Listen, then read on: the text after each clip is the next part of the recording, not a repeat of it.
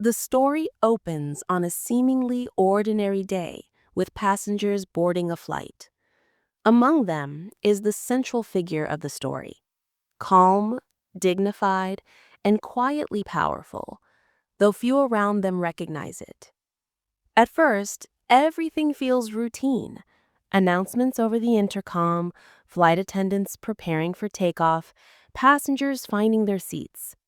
But beneath the surface, subtle cracks begin to appear.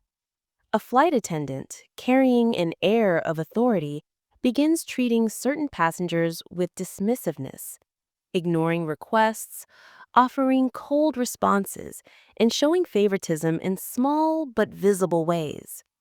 At first, the central figure watches silently. These are small acts, easy for others to miss, but not for someone who has lived through a lifetime of being underestimated. The atmosphere in the cabin shifts, passengers noticing tension but unsure whether to speak.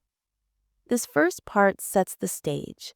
Ordinary flight, ordinary people, but injustice is quietly taking shape in plain sight. What begins as subtle disrespect will soon escalate into a defining confrontation. As the flight continues, the small dismissals grow into sharper, undeniable acts of disrespect. A request for service is ignored. A calm question is met with open hostility. The flight attendant, whose authority should be rooted in care and professionalism, instead uses it to diminish and embarrass. The passengers begin to shift uncomfortably. Some glance away, pretending not to see. Others whisper, sensing that something isn't right. The central figure remains composed, not raising their voice, not matching hostility with hostility. Instead, they stay still, their dignity a sharp contrast to the flight attendant's growing aggression. Then it happens, a moment that cannot be brushed aside. The flight attendant crosses a line publicly, humiliating the central figure in front of everyone. Gasps ripple through the cabin. Phones are raised discreetly, passengers capturing what they cannot quite believe they are witnessing. But the central figure doesn't argue, doesn't shout, doesn't demand. Instead, they make one quiet call. A call that doesn't raise suspicion at first, just a few words, calm and measured into the phone. Yet that single act changes everything. The cabin, once filled with whispers, now holds a heavy silence. Something has shifted, though most passengers can't yet see what is coming. Minutes after the quiet call, subtle but undeniable changes ripple through the system.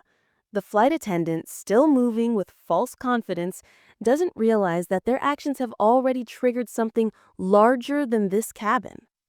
The captain receives a discreet notification. Airline operations are alerted. Compliance officers are looped in. What looked like a simple in-flight disagreement is now under review at the highest levels. Passengers begin to notice the shift in atmosphere. The once dismissive crew grows nervous, their tone changing as they glance toward the central figure with unease. The calm dignity of the one they tried to humiliate now feels unshakable, even commanding. Then comes the announcement. The flight will not continue as planned. Ground control has ordered the plane to remain under review upon landing. A murmur spreads through the cabin. The passengers realize this isn't just about rudeness or poor service. Something far deeper is unfolding. The central figure stays silent, their composure speaking louder than anger ever could. They know the system is already at work, and that accountability is no longer avoidable. When the plane touches down, the tension is thick. Passengers glance toward the jet bridge where an unusual presence awaits. Not just standard airline staff, but senior officials in suits, compliance officers, and even federal observers quietly standing by.